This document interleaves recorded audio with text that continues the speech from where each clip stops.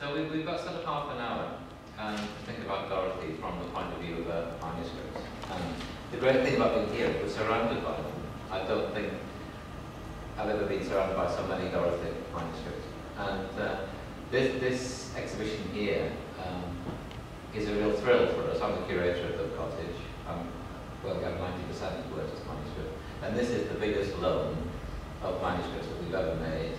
Well, we've made for say 30 or 40 years. It's really quite remarkable to have so much of her work. And what's been very nice is that Matthew Flood, the director, has taken a fresh view. So, you know, you come to the cottage, you've seen the house, you've seen Wordsworth exhibition, and then you see Dorothy amongst all that. What you have here is Dorothy in her own right, in a new place. And so the interpretation is not based around the cottage, it's not based around Wordsworth, it's Dorothy. And I think it's a beautiful exhibition, and I congratulate the gallery here for making such a lovely job of it. So what I thought we would do is just have some brief introduction, and then I brought some facsimiles and I put some manuscripts on the screen so we can have a go at reading them, and then you can get a sense of what it was like to read a Dorothy manuscript. I don't know how much you know about Dorothy Wordsworth. Forgive me if I'm telling you what you already know, but just one or two headline kind of facts is, as I'm sure you all know, she was the sister of a famous poet, William Wordsworth. She had 4 brothers altogether. She was born in 1771 in Cowton, in Cumbria, and she died in 1855. So she was about 84 when she died. Wordsworth was 80 when he died, and William's wife was 88 when she died, 89. So they all lived a good age, if you like.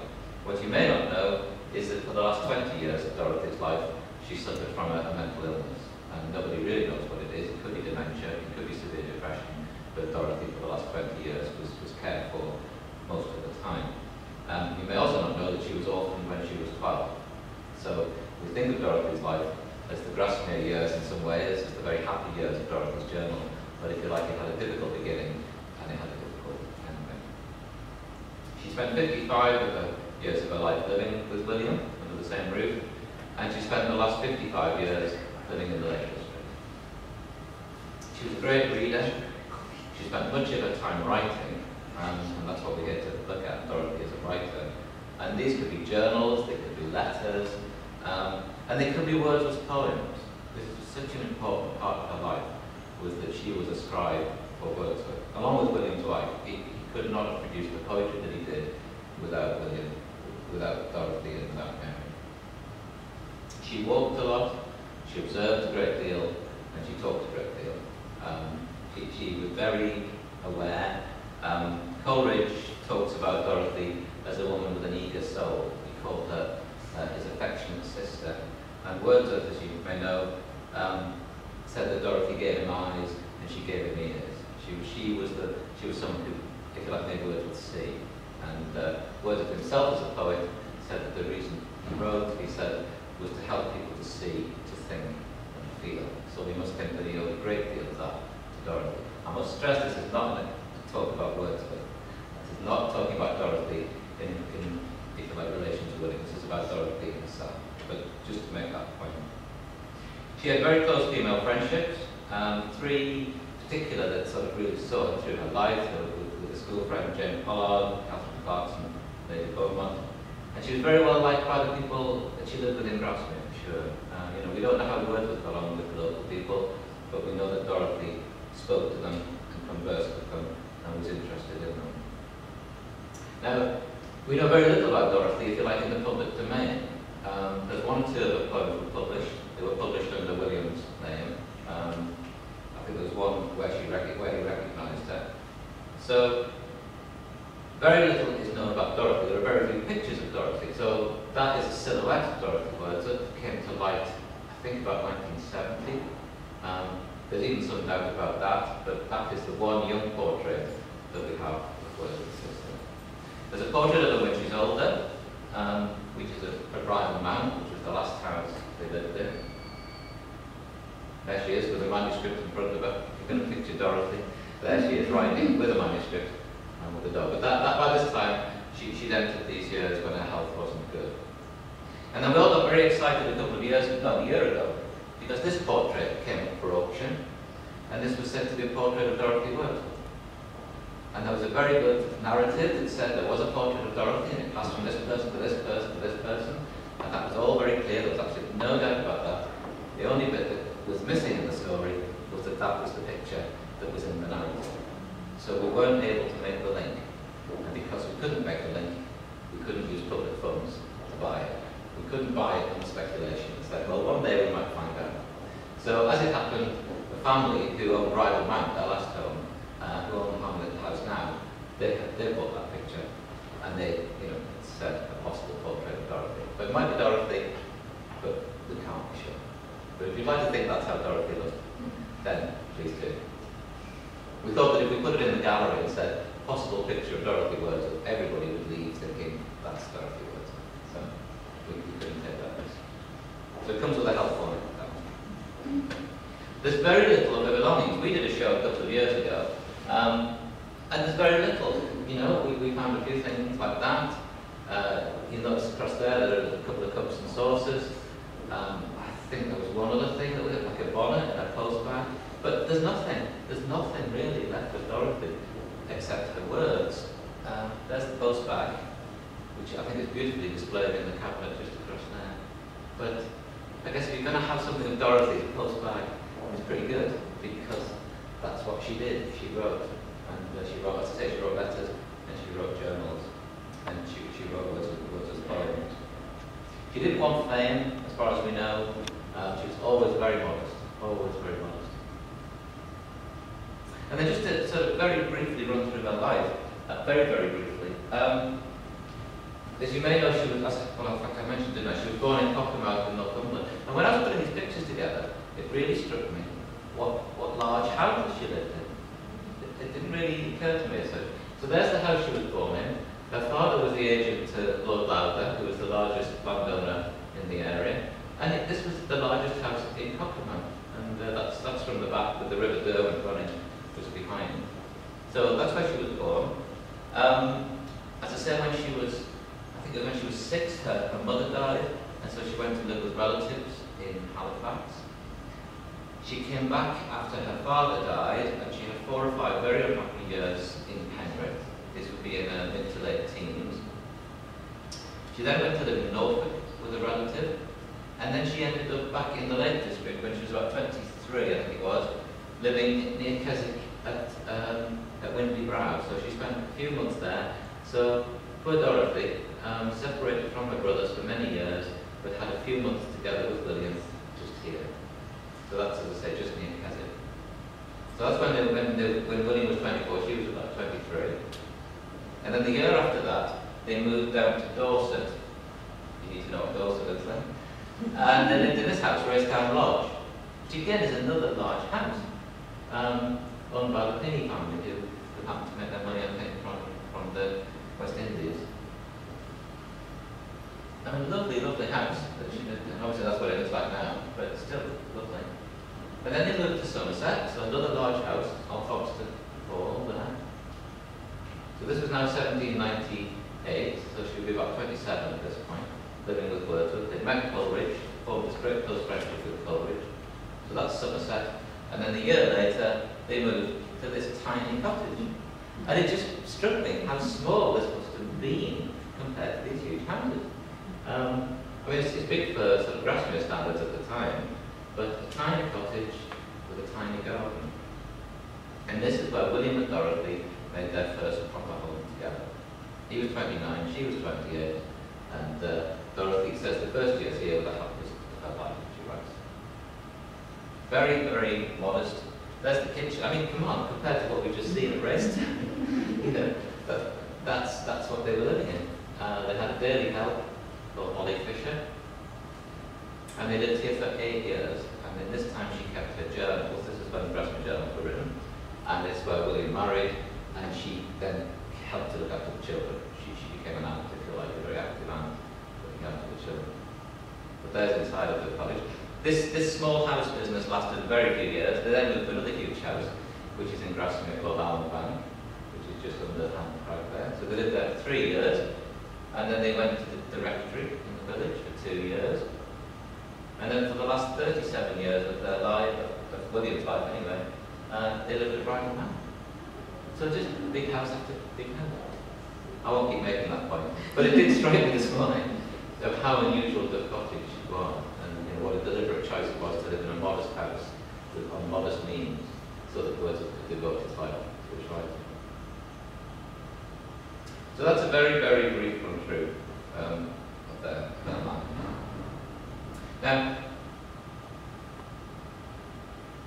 the manuscripts are held at Grasmere. So there's the cottage, this sort of yellowy orangey building in the very middle, and the building to the top left is the Wordsworth Trust's Jerwood Centre. So 90% of William and Dorothy's manuscripts are kept in Grasmere, near the place where many of them were written. In fact, I'd go so far as to say that almost 100% of Dorothy's manuscripts are in Grasmere, which is a wonderful thing, to be able to read them in the place where they were written. You can read Dorothy's Grasmere journal and look out the window, and that's the weather on the same day, as she's described, which is very nice. So if you haven't been to the cottage, come and have that experience. There it is. That's where we keep the manuscripts. And this, I suppose, is Dorothy's most famous piece of writing, the Grasmere Journals. It's a tiny notebook. It can only be that big. And she kept 4 notebooks during her time in Grasmere, beginning in May 1800. She begins it when Wordsworth goes away from Grasmere for the first time, and she says, I will keep a journal so that William will have pleasure with it from it when he returns, and so that I will not argue with myself. I often wondered what that means. Does she mean that she'll record the facts so that afterwards she won't have to think, well, was it that day or was it that day? Or does she mean it'll keep her mind steady? I will not argue with myself. Will I sort of avoid dips of sadness, depression? Is there a way of her keeping? Because we talk about journaling now, don't we? There's a sort of almost form of therapy in some ways. So was for Dorothy writing this journal a way of keeping her mind and spirits together? But there it is. Now, that's one of the 4, and in that showcase just there with the ring in it is another one of the 4. So that is one of the English literature's greatest treasures in that showcase now. With manuscripts, it's never quite what you think it's going to be. So the fact that says diaries on the front, that isn't Dorothy writing diaries. That's somebody maybe 50 years later going through this chest of manuscripts that William left behind and making sense of what's in that chest.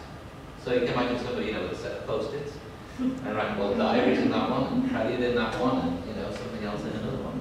So that is actually Wordsworth's clerk. That's his writing, and I think that's perhaps in the 1850s after Wordsworth's death. Now, because you stick the word diaries on the front, that can often be kind of misleading for the people. So when Wordsworth's, I must stop mentioning Wordsworth now, but when Wordsworth's Prelude was published in its different forms in 1926, they thought they'd covered all the earliest manuscripts of the Prelude. But in the back of that one, it turns out, are the earliest lines of the Prelude of all. But because somebody wrote diaries on the front, we think that was misleading. So, you should always look, look very thoroughly. But there's the diary. Now, before we open it, perhaps you've looked around this exhibition, so you have a sense of Dorothy's writing. But if you can imagine suppose you'd never seen Dorothy writing before, what would you make of her once you saw her writing? Does she write slanting backwards, forwards? Is she upright? Is it very neat? What are we expecting to see? Bear in mind that she wrote this for William. It didn't have to be neat. She's writing it for her brother. I don't think there's any evidence really that they even read it to Coleridge. I think it was William and Dorothy who it was for. So let's open this journal. Let's imagine you've never seen Dorothy's writing before. It's very fragile. You can see here a bit of the spine is really quite fragile. So in our library, the manuscripts are available for research, but we have to be very protective. So if you wanted to see this, if you wanted to handle this, we'd have to kind of say, well, what's your special needs? We've got digital images. We'd have to protect it. It's one of the great treasures.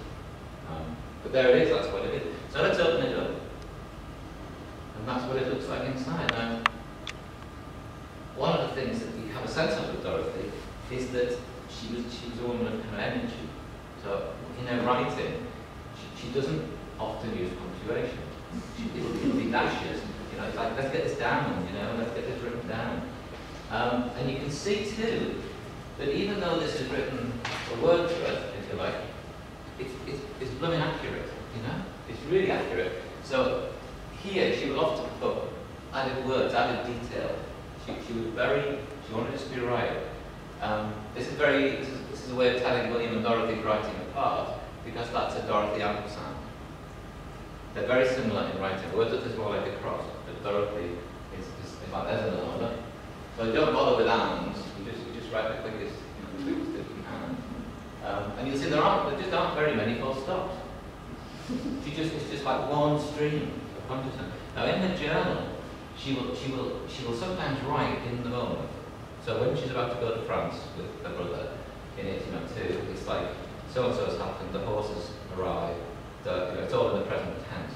And then sometimes you'll get it where she's writing perhaps a day behind. And the good time that she likes to write is when William's having a sleep. He's always having a sleep with William. But you've got to remember, these people didn't do day jobs. If William and Dorothy fancied a sleep, they had a sleep. You know, that's fine. And then William would be asleep, and she would sit with him, and she would write her diary while her beloved William was sleeping. And they're very nice entries as well. And then sometimes it would be weeks. She would be writing weeks worth of accounts. Now in this instance, it's a few days worth, and there's probably a couple of words here that are already left out. There's a sort of word here you might recognise, and there's a word there you might spot it. And this is a day in the spring of 1802 when William and Dorothy were coming back from Wordsworth. It was terrible weather. It was so windy they had to shelter behind walls, and they were struggling to get back to Grafton. And all of a sudden, they come across some flowers. And they were walking past, let's say, on the side of Wordsworth, and I just thought we might like to read this out together. I promised you no threats in that, but this is the threat. Okay. So please do join in if you can. So if we start here, when we were in the wood beyond Gilbert Park, we saw a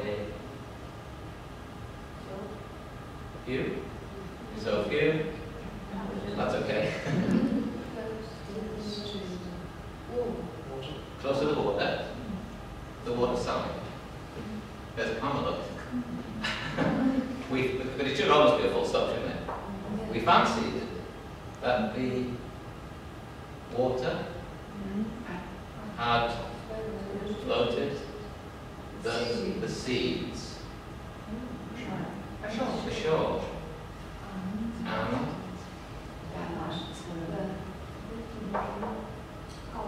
little colony so sprung up. I don't know much about horticulture, but I don't think daffodils have seeds, do they? So I shouldn't get everything right, but anyway. But as we went along, there were more.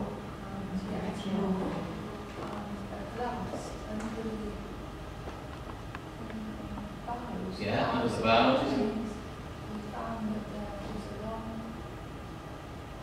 We saw that there was a long belt of them along the shore, about the breadth of a country turnpike road.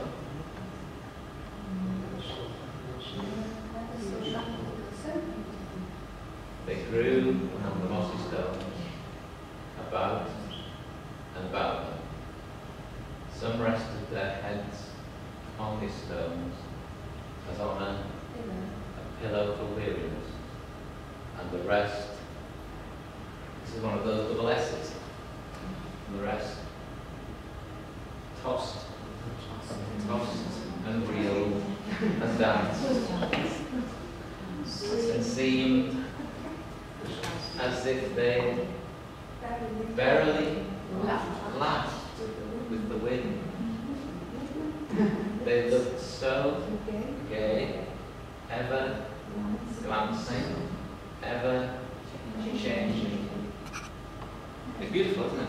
It's so beautiful. And so you can imagine William and Dorothy walking together, battling against the wind, and talking about the scene that they saw. And then a day or two later, Dorothy would write about it, and here's her recollections in a journal. So that was 1802. Now, 2 years later, Wordsworth sets to writing some poems, and this is published in 1807. So it's a poem that most people know. We think it's probably the best-loved poem of Wordsworth. And there are words that we recognise: a host of dancing daffodils, 1,000 dancing in breeze, and the daffodils are laughing. And obviously there are similarities. Now, whether William read Dorothy's journal as she wrote the poem, we don't know. What we don't know is who suggested they were laughing daffodils or dancing daffodils. It must have come out of a conversation. But what we have is a journal entry, and we have a poem. And the poem, as we know, is all about the power of imagination on things that happen to us. And that's exactly what seems to have happened. And it's not a real story, because of course in the poem there are two of them. Sorry, in the journal there are two of them. William isn't wandering lonely as a cloud. He's with Dorothy, and they're battling away through this weather. And it's not a gentle breeze; it's a force of 10 wind. So it's not the same incident, but it's a poem based on reality, if you like, with the imagination. Now, 8 years later, Wordsworth he changes the poem. In his view, he improves the poem. So this is how it appeared 8 years later. And this is 1815, this was published. Now we now have golden daffodils, and we now have Cowton company, not laughing. And this is the version that most people know. And it's quite interesting. If I ever ask someone who knows the poem to read the early version, because we're so used to it, people almost stumble, when they get to the word laughing. They say, oh no, it's not Cowton, it's laughing. So we get used to versions, don't we? But there's the poem that most of us know. So when William says she gave me eyes, she gave me ears, this is, I guess, is what he's really talking about, when they share an experience, and the poem comes from that shared experience. Now this is, I think, there's another example that we won't read this, but this is an example of Dorothy and her relationships with her neighbours, because at this time, remember, Britain was at war with France. All the time passing by the house were people who had suffered on account of war, either injured soldiers or widowed mothers. And people were losing the land. This was the Industrial Revolution, so a lot of country people were leaving because they were forced to leave through hardship. And here's an instance here where she's quoting one of the neighbours, Peggy Ashburner, and she says, many a time he's come from London to buy our land. So there's the word London. So this is people from outside buying into the Lake District. And it's a problem we still have today. The number of second homes we have in the Lake District now, where local people can't afford housing. So this notion of, if you like, people who were born and bred in Gresham being able to afford to live here is a recurrent, very present theme. On the next page, it's interesting because, again, it shows Dorothy being accurate. So she's talking about a scene in the house, and she says something like before her, we sat by the fire, what does that say, without work. I mean, that's interesting, isn't it? We sat by the fire without work. William's not writing, she's not sewing. So they're actually just sitting by the fire. And then it says under here, I don't know whether anyone can read this, we sat by the fire without work before tea. After tea, William read. Now that's not factually accurate, so she's crossed it out, and she's put, we sat by the fire without work for some time, then Mary read a poem of Daniel's upon learning. After tea, William read. So that matters, when William read, the fact that Mary had read, that all has to be put in her journal. So even though she's only writing for William, if you like, in herself, it's factually accurate. And here you notice, she's missed something out. So she says, in speaking of our walk on Sunday evening, the 22nd, I forgot to mention. So that's important too. So it's sort of, she's very keen to get her writing as good as it can be, and she's very keen to be factually accurate. So even though, as I say, just for the two of them, she works very hard at her writing. I bet it's 2:30, is it? How about a run around it? We've got 5 minutes.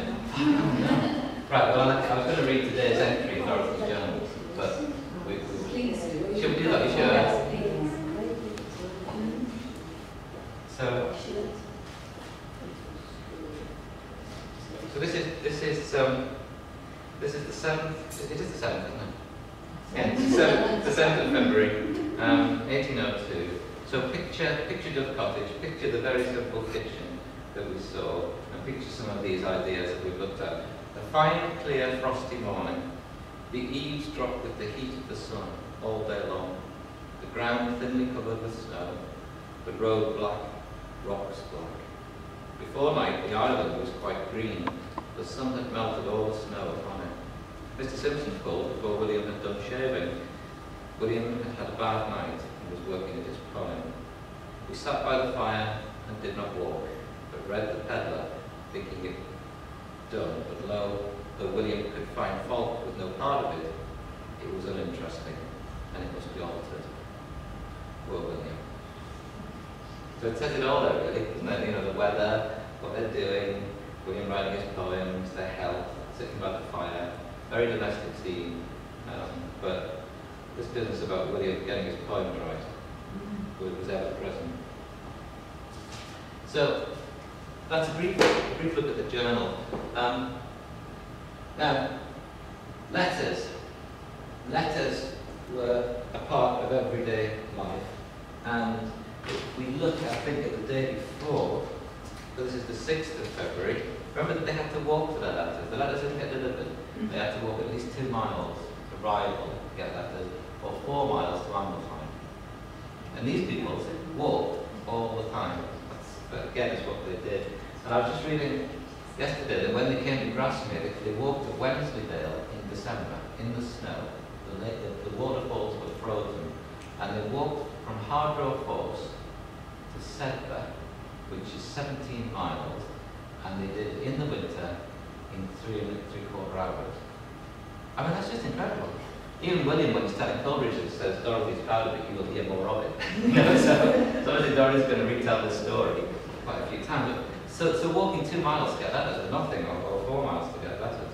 And so on the 6th of February, it says she says something like, it snowed in the night and was on Saturday, as Molly, so the Daily Help, as Molly expressed it, a cold clash. William went to Rival for letters. He came home with 2 very affecting letters from Coleridge, resolved to try another climate. So Coleridge was thinking of going abroad because of his health. So it was Coleridge who resolved to try another climate. I was stopped in my writing and made ill by the letters. So the letters could affect the whole day. If Coleridge wrote and said things were bad, it was clearly very upsetting. So that's what a letter would look like. And we've got letters all around us here. This is clearly we're running out of time, but that's how your letters would come. They would come as little parcels or little packets. It didn't have envelopes. You can see it's got a seal on the back. Would you like one? Tell you what to do. I've got a few, but I'm just worried about the time. But if you'd like a letter, I do need them back at the end. But if you'd like a letter, so you can have the experience of being Coleridge. Now Coleridge was in Ratzeburg in Germany. William and Dorothy in this instance were in Germany. And Coleridge was by a frozen lake. And so they wrote to Coleridge to tell them what they were doing, to tell him what they were doing. So imagine you're Coleridge and you received this letter.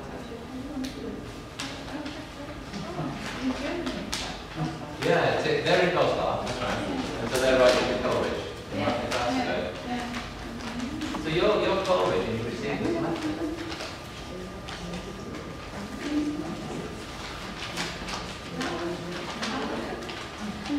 Oh, it's quite a thing. Quite a thing. There's a lot of it to start with. That's fun. Where did you start? Good point. Good question. You tell me where you start. What you do when you're writing a letter is to fold it up so you know where the address is going to go. So you write the address first, I would suggest. And then you start to say, does it say my dear Coleridge anywhere? Find my dear Coleridge?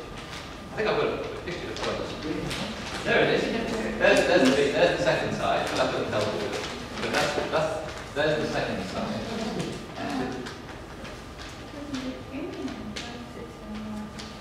It begins on the same size as the address. So I'll give you a clue. It begins on the same size as the address. I wish the camera was facing that way, because then I can see everybody going like this. Have you found it?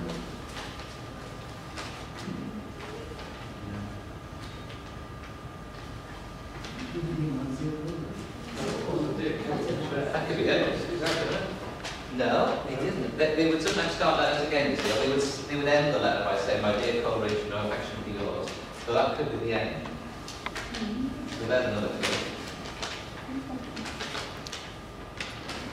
Well, time's passing, I suppose. May I borrow yours? So it begins here. It begins here. That's where it begins. So if you've got the address panel there, the letter begins at the top. It is. Yeah, it is. You want them to join us if you'd like to. Okay. It probably doesn't. That might have been misleading on my part. What does it say? Is there a spare one anywhere? No, you have that one. You got a spare one? Thank you very much. It's always thrilling when you open these letters. So I reckon it starts off by saying, my goodness, that's small, isn't it? Have you been able to get any information concerning the earlier poets of Germany? That's a good way to start with that. But it hasn't got us having mentioned It hasn't. No, it doesn't. No. That was the confusing bit. I apologise. I'd forgotten that. That said that. Yeah. So he talks a bit about German poetry. He talks a bit about various other things, and then he says here that about halfway down, he says somewhere like here, Dorothy has transcribed a few descriptions. You will read them at your leisure. She will copy out 2 or 3 little rhyme poems, which I hope will amuse you.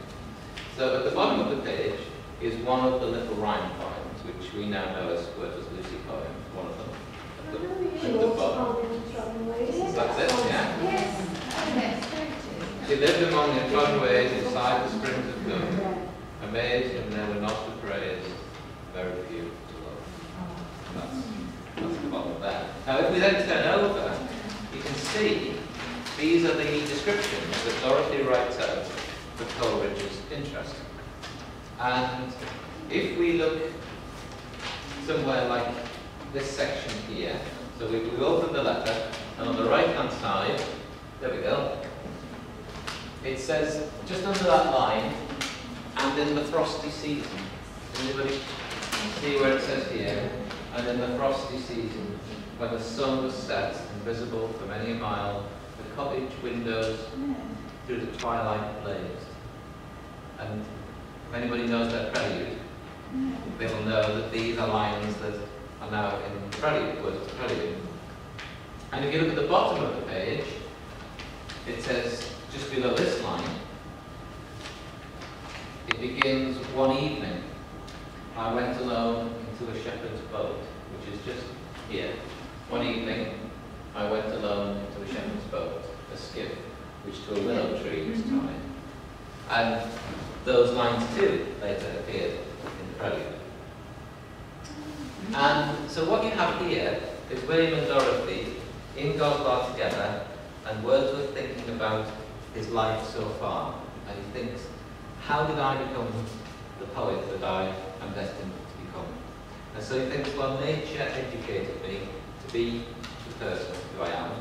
This education could be by joy, it could be by fear, but by experience. And so he starts writing down his boyhood experiences. And in this instance, about the frosty season, it's about how he goes skating. It's a skating experience when he was at school. And this one down here is Wordsworth when he steals a boat on Ullswater and has a frightening experience which kind of taught him a lesson too.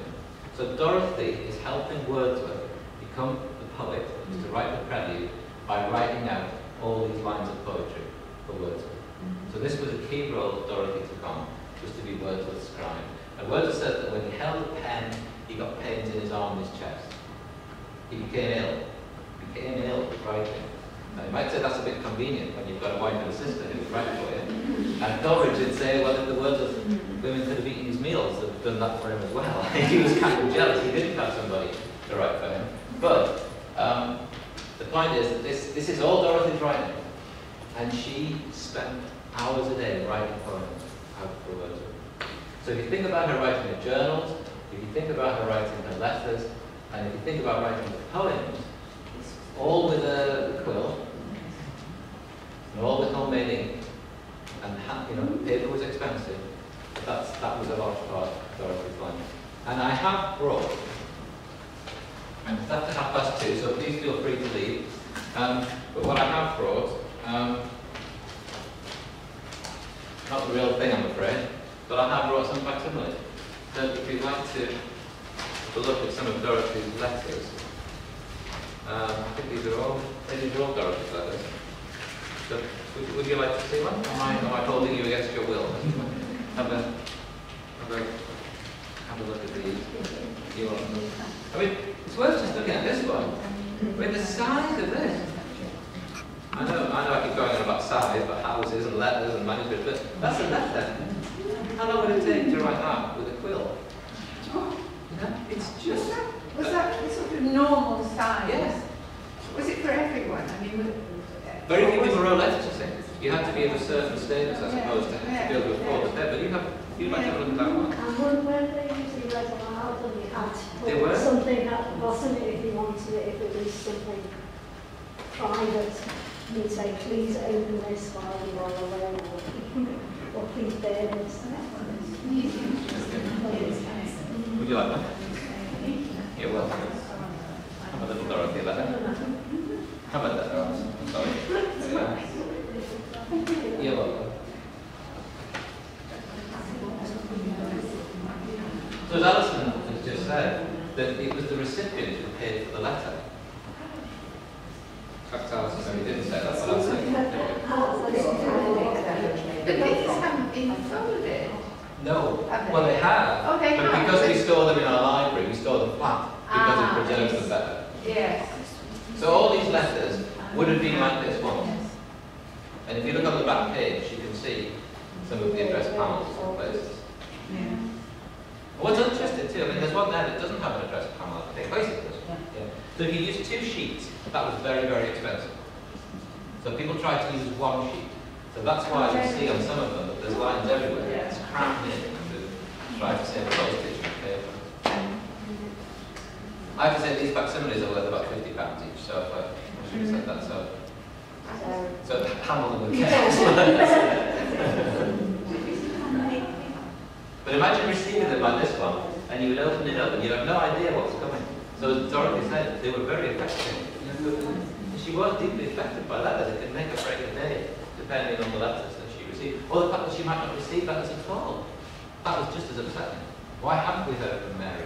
You couldn't just ring up and say, I'm sorry, I forgot to post your letter, we'll get there tomorrow. It was a very form of communication, wasn't It was. with the outside world, so if you didn't have a letters, you were communicating about it.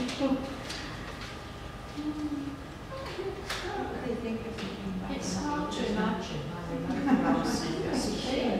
We don't Yeah. about it. We actually living there 200 years ago.